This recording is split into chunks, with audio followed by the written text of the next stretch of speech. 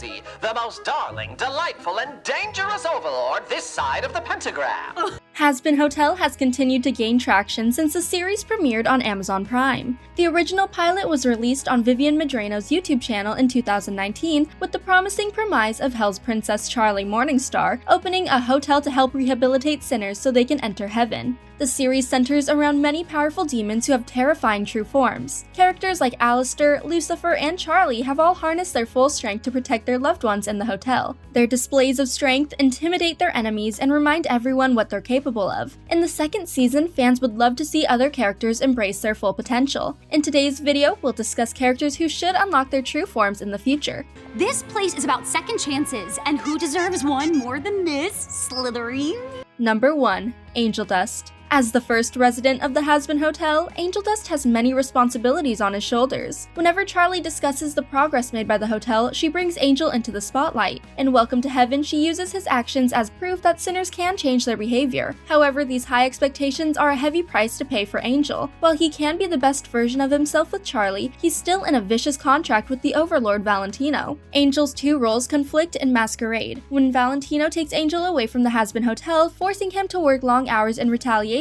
for Charlie's influence. Angel's irritation grows with the help of Husk, who calls him out for his self-destructive behavior. Not liking that his behavior is described as fake, Angel's intense emotions reach a boiling point as he grows taller with glowing eyes along his cheeks. However, he's interrupted from entering his proper form by hitting his head against the top of the bar. It seems that Angel may show the full extent of his power if he's provoked enough. Now that he's willing to stand up to Valentino, the Overlord may take the last of Angel's patience. Oh, I forgot you're the wise old bartender who's seen it all. Number 2.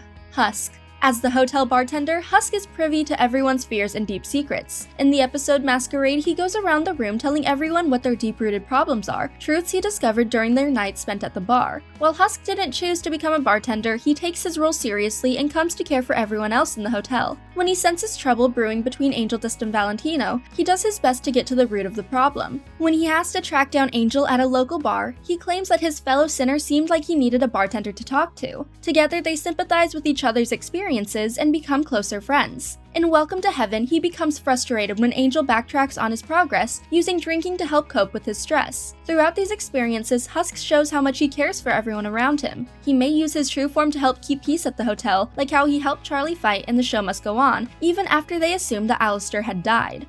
If you got a problem, you're not going to find the solution at the bottom of a bottle. I should know, I've been looking there a long time. Number 3. Rosie. When Alistair takes Charlie to Cannibal Town in Hello Rosie, the audience discovers what the Overlord Rosie is all about. Fans' review of the character are overwhelmingly positive, and many agree that she's a genuine sweetheart compared to her fellow sinners. Rosie's good reception comes from her treatment of Charlie, including providing support against the exorcists and helping her overcome her relationship troubles. Compared to the other overlords, Rosie seems to take a more calm and nuanced approach to leadership, as she calmly and quietly discusses the concerns of those in Cannibal Town, even if the solution requires violence. However, as a close friend of Alistair's, Rosie must be willing to get her hands dirty when necessary. When Alistair confides in his old friend, admitting that he plans to guide Charlie to benefit from her power, Rosie wholeheartedly approves of his plan. She must willingly extort others and make deals like the other overlords. Rosie may need to use the full extent of her power to do so. She may also need to resort to her true form to protect Cannibal Town. In the season finale, her cannibals help defend the Hazbin Hotel, so Lute may try to take them down when her forces inevitably return to Hell. I didn't say I wouldn't help, but I assume there's more to this plan than a bunch of unarmed cannibals. Number 4. Carmilla. As far as the overlords go, Carmilla appears the most down-to-earth and dedicated to keeping her hands clean. In Scrambled Eggs, she's ashamed to admit that she was the one who killed the exorcists, claiming she wanted nothing to do with the potential war brewing between heaven and hell. While Carmilla may strike deals with other sinners, it seems most of her power and reputation comes from her manufacture of angelic weapons. She can supply the masses, increasing her wealth and notoriety without leaving her home. However, Carmilla was convinced to help Charlie in Hello Rosie. While she didn't partake in the fighting against heaven personally, she did provide weapons for the Hazbin Hotel. The angels may knock on her door expecting her to take accountability for her actions. Since Carmilla attacked an exorcist in the first place to protect her two daughters, it's safe to assume that she would do anything to protect them from an army, including revealing her true form. Well, look at that. You might just survive this. We're gonna need more weapons. Number 5. Velvet.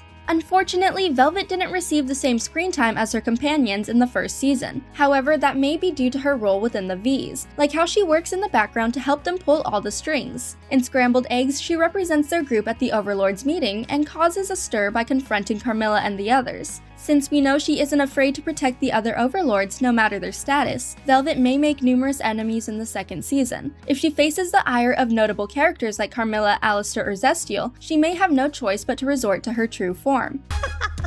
Yes, I know. They're all a... Thank you, V. See you soon. Number 6. Valentino.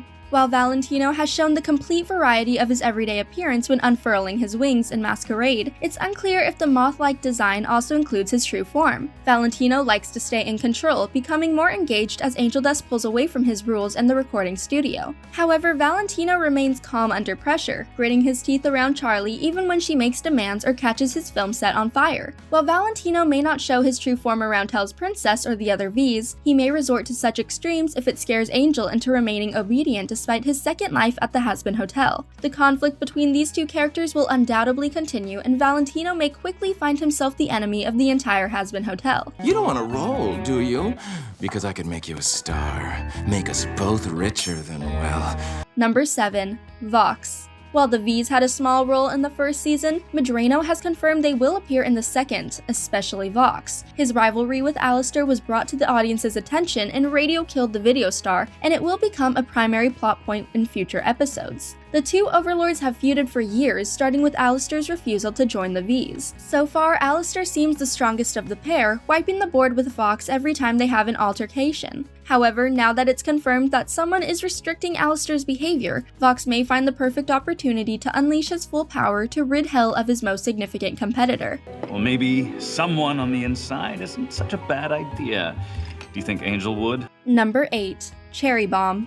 As Angel Dust's longtime friend, it's no surprise that Cherry Bomb loves chaos and living on the edge. When she arrives at the hotel in Welcome to Heaven, she turns down the opportunity to redeem her soul, claiming that lifestyle isn't for her. However, she may have changed her tune now that she helped defend Charlie's dream and the show must go on. It's possible she was only there to help protect Angel, but she goes above and beyond when she sticks around to rebuild the hotel from the ground up. If Cherry has learned to appreciate the hotel and what it stands for, she will likely risk everything to defend it. If she re-encounters Heaven's forces, she'll have the hotel to defend with her true form in the memory of Sir Pentious, who died before she could explore their relationship further. If you've really been working that hard, you deserve a little R&R. When Hazbin Hotel returns for a second season, there will undoubtedly be many new adventures, threats, and revelations. The hotel's residents will have their hands full with many new responsibilities, especially if more sinners search for redemption.